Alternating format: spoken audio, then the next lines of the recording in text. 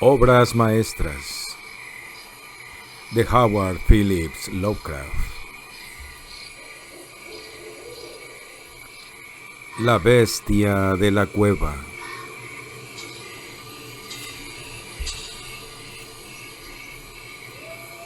La conclusión terrible que poco a poco se había metido en mi mente, confundida y renuente, era ahora una certeza terrible.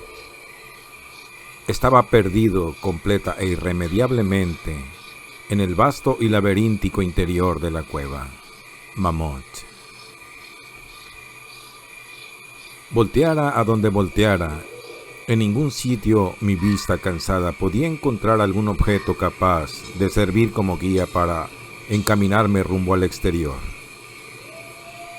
Mi razón no podía albergar la más mínima esperanza de que volviera a mirar la bendita luz del día, o contemplar las agradables colinas y valles del bello mundo exterior. La esperanza se había ido. Sin embargo, condicionado como estaba por una vida de estudios filosóficos, obtuve no poca satisfacción de mi desapasionada postura, ya que, aunque había leído suficientemente acerca del salvaje frenesí que acomete a las víctimas de semejantes sucesos, yo no experimenté nada parecido, sino que mantuve la calma apenas descubrí que me había perdido. Tampoco el pensamiento de haber errado más allá del alcance de una búsqueda normal me hizo, ni por un momento, perder la calma. Si había de morir, reflexionaba, entonces esta caverna terrible pero majestuosa me resultaría un sepulcro tan grato como el que pudieran brindarme un camposanto. Una idea que me provocaba tranquilidad antes que desesperación. La muerte por inanición sería mi destino. De eso estaba convencido. Sabía que algunos habían enloquecido en similares circunstancias, pero sentía que eso no sería mi fin. Mi desgracia no era fruto sino de mi propia voluntad, ya que, a escondidas del guía, me había despegado voluntariamente del grupo visitante y, deambulando cerca de una hora a través de las prohibidas galerías de la cueva, me había encontrado luego incapaz de desandar los intrincados vericuetos recorridos tras abandonar a mis compañeros.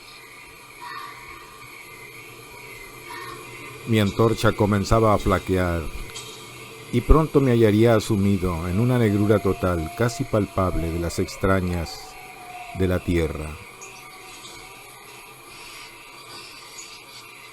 Mientras permanecía al resplandor de la menguante y temblorosa luz, pensé ocioso sobre las circunstancias exactas en que se produciría mi cercano fin. Recordé las historias sobre la colonia de tuberculosos que, habiéndose instalado en una gigantesca gruta, buscando la salud en su temperatura uniforme y suave, su aire puro y su pacífica tranquilidad, habían, sin embargo, muerto en circunstancias extrañas y terribles.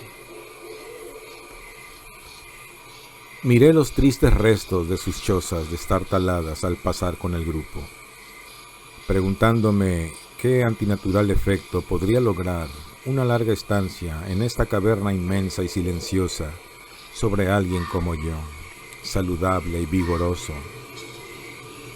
Ahora, me dije tristemente, había dejado la ocasión para la solución de este punto, a no ser que la falta de comida acelerase mi tránsito. Cuando los últimos rayos espasmódicos de mi antorcha se desvanecieron en la oscuridad, resolví no dejar piedra sobre piedra, ni desdeñar cualquier posible medio de escapar. Así que prorrumpí en una sucesión de gritos tremendos, a pleno pulmón, con la vana esperanza de llamar la atención del guía. Sin embargo, mientras vociferaba, tuve la sensación de que mis gritos eran en vano y que mi voz, magnificada y reflejada por las innumerables paredes del negro laberinto circundante, no llegaba a otros oídos que los míos. De repente, sin embargo, mi atención se volvió sobresaltada hacia un sonido de suaves pasos que imaginé escuchar, acercándose sobre el suelo rocoso de la cueva. Mi liberación estaba a punto de realizarse tan pronto. Habían sido en vano todos mis temores horribles, y el guía, después de notar mi ausencia injustificada, había seguido mi rastro, buscándome a través de este laberinto de piedra caliza.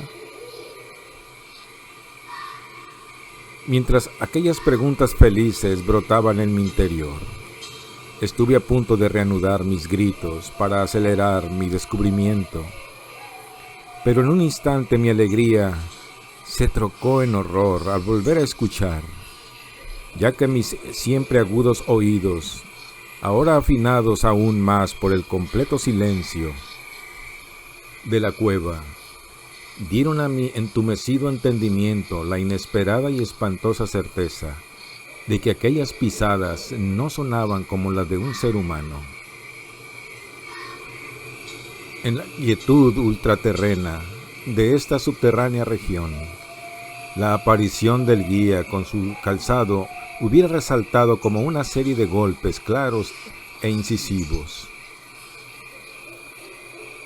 Estos sonidos eran blandos y sigilosos, como los que podrían producir las arpas almohadilladas de un felino.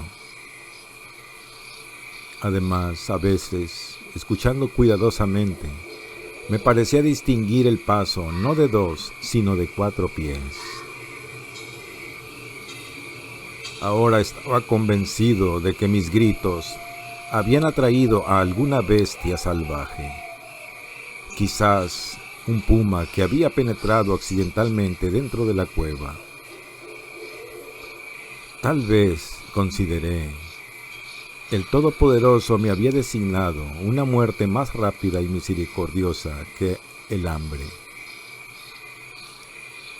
Aunque el instinto de conservación, nunca apagado por completo, se conmovió de mi ser, y a pesar de que evitar el peligro que se acercaba podía depararme un final más largo e inclemente, me dispuse, sin embargo, a vender la vida lo más cara posible. Por extraño que pueda parecer, mi mente no concebía otra intención en el visitante que la de una clara hostilidad. Consecuentemente permanecí inmóvil, esperando que la bestia desconocida, a falta de un sonido que la guiara, perdiera mi dirección y pasara de largo. Mas esa esperanza iba a revelarse infundada, ya que aquellas extrañas pisadas avanzaban implacables. Sin duda, el animal me olfateaba, y en una atmósfera tan absolutamente limpia de cualquier influencia contaminante como resulta la de una cueva, podía sin duda seguirme hasta gran distancia. Así que me di cuenta que tenía que estar armado para defenderme de un extraño e invisible ataque en la oscuridad. Busqué a tientas el mayor de los fragmentos de roca dispersos que hubiera en el suelo de la caverna circundante, y agarré uno en cada una de las manos para usarlos de inmediato. Esperé resignado los inevitables sucesos, mientras el odioso paso de garras se acercaba. La conducta de esa criatura era realmente extraña. Casi todo el tiempo los movimientos parecían propios de un cuadrúpedo, moviéndose con una curiosa descoordinación entre miembros delanteros y traseros. Y no obstante, durante algunos pocos y cortos intervalos, me pareció que caminaba sobre dos patas tan solo. Me pregunté qué clase de animal tenía delante. Debía tratarse, suponía, de alguna infortunada bestia que había pagado la curiosidad de indagar a las puertas de la terrible gruta, con una reclusión de por vida en esas interminables profundidades. Sin duda, se alimentaba de peces ciegos, murciélagos y ratas de la cueva, así como de los peces comunes que nadan en los manantiales del río Verde, que se comunica por vías ocultas con las aguas de la caverna. Llené mi terrible espera haciendo grotescas conjeturas sobre los efectos que una vida cavernaria pudieran haber causado sobre la estructura física de la bestia, recordando las espantosas apariencias que la tradición local achacaba a los tuberculosos muertos tras una larga residencia en la cueva. Entonces, con un sobresalto, recordé que aún en el caso de lograr matar a mi antagonista, nunca llegaría a contemplar su apariencia, dado que mi antorcha se había extinguido hacía tiempo y no tenía encima ni una cerilla. La tensión mental se volvía ahora espantosa. Mi imaginación desbocaba, conjeturaba formas odiosas y temibles en la siniestra oscuridad circundante que parecía ya casi presionarme. Las espantosas pisadas se acercaban, cerca, más cerca. Creo que debí lanzar un grito, aunque de haber sido en verdad tan timorato como para hacerlo, mi voz apenas debió responderme. Estaba petrificado, clavado al sitio. Dudaba que mi brazo derecho me respondiera lo bastante como para disparar sobre el ser llegado el momento crucial. El inexorable pad, pad de pisadas está al alcance de la mano, ya muy cerca. Podía oír el trabajoso resuello del animal, y aterrorizado como estaba, aún llegué a comprender que venía de muy lejos y estaba por tanto fatigado. Repentinamente se rompió el maleficio. Mi brazo derecho, guiado por mi siempre fiable oído, lanzó con todas sus fuerzas el pedazo de caliza, de bordes agudos que sostenía, impulsándolo hacia el lugar de la oscuridad de donde provenían resuello y pisadas, y por increíble que parezca, estuvo a punto de alcanzar su objetivo, ya que escuché brincar al ser, yendo a cierta distancia y pareciendo detenerse allí.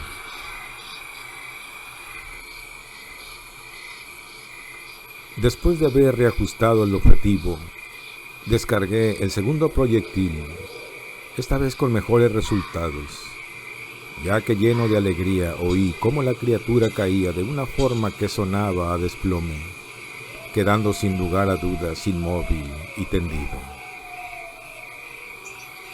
Casi desbordado por el tremendo alivio conseguido, me recosté tambaleándome contra la pared.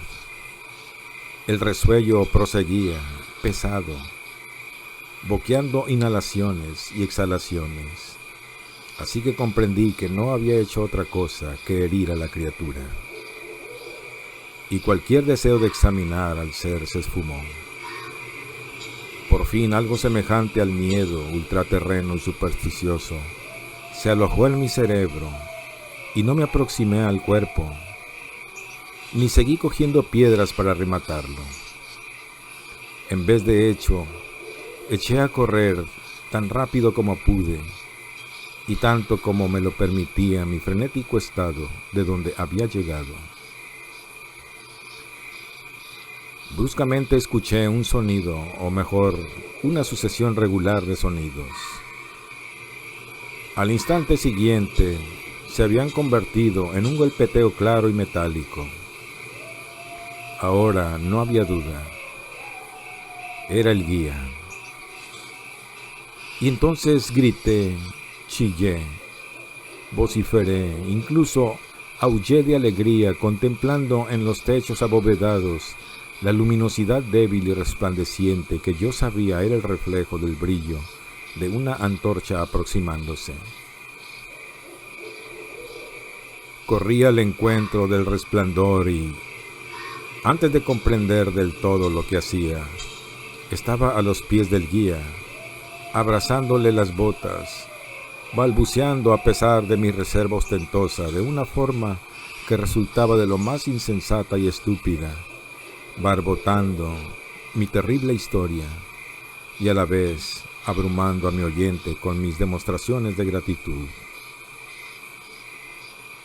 El guía había notado mi ausencia cuando el grupo volvió a la entrada de la cueva y, llevado por su intuitivo sentido de la orientación, había procedido a realizar una exploración exhaustiva de los pasadizos frente a los que me viera por última vez, localizando mi paradero tras una búsqueda de unas 4 horas.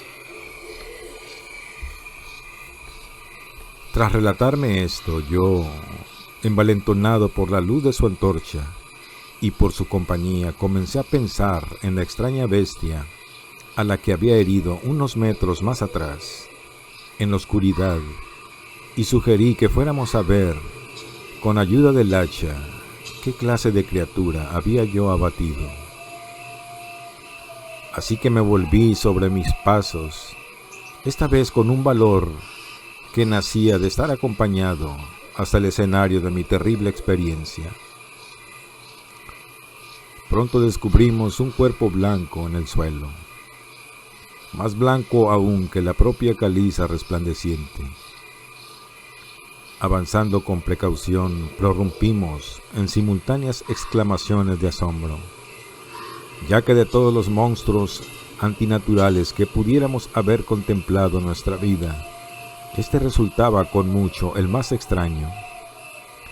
Parecía ser un mono antropoide de grandes dimensiones, escapado quizás de algún circo ambulante. Su pelaje era blanco como la nieve, debido sin duda a la acción decolorante de una larga existencia en los recintos negros como la tinta de la cueva. Pero asimismo aquel pelo era sorprendentemente ralo, faltando por doquier, excepto en la cabeza, donde era tan largo y abundante que caía sobre sus hombros en profusión considerable. El rostro permanecía oculto, ya que la criatura estaba boca abajo. El ángulo de los miembros era también muy singular, explicando empero la alteración de uso que yo antes notara y por la que la bestia empleaba unas veces 4 zarpas para desplazarse y otras solo 2. Las manos o pies no eran prensiles, algo que atribuí a su larga estancia en la cueva que, como antes dije, parecía probada por aquella completa y casi ultraterrena blancura con características de toda su anatomía. No parecía dotada de cola. La respiración se había vuelto muy débil y el guía había empuñado su pistola con la evidente intención de rematar a la criatura, cuando un inesperado sonido lanzado por esta última le hizo abatir el arma sin usarla. Aquel sonido era de naturaleza difícil de explicar. No era como los tonos normales que emiten las especies de simios conocidas, y me pregunté si aquella cualidad antinatural no sería el fruto de una larga estancia en silencio total, roto al fin por la sensación provocada por la llegada de luz, algo que la bestia no había visto desde su llegada a la cueva. El sonido, que de lejos pude definirse como una especie de profundo charloteo, proseguía débilmente. De repente, un espasmo fugaz de energía pareció estremecer el cuerpo de la bestia. Las patas se movieron convulsivamente y los miembros se contrajeron. De un tirón, el cuerpo blanco dio la vuelta hasta que su cara quedó en dirección nuestra. Por un instante me vi tan abrumado por lo que mostraban aquellos ojos, que no vi nada más. Eran negros, esos ojos, profundos, tremendamente negros, contrastando espantosamente con la nieve blancura del cabello y carnes. Como en otros moradores de cavernas, estaba profundamente hundido en las órbitas y carecían completamente de iris. Mirando más detenidamente, vi que se encontraban en un rostro que tenían menos salientes las mandíbulas que el de cualquier mono normal e infinitamente más peludo.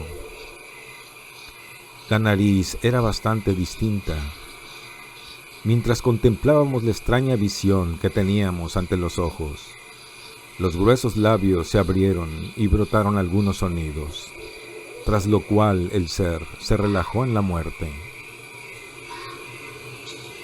El guía me agarró de la manga del abrigo y temblaba tan violentamente que la luz se sacudió espasmódicamente, proyectando sombras extrañas y móviles sobre las paredes. No hice movimientos, sino que me quedé rígidamente inmóvil, los ojos espantados fijos sobre el suelo que tenía enfrente.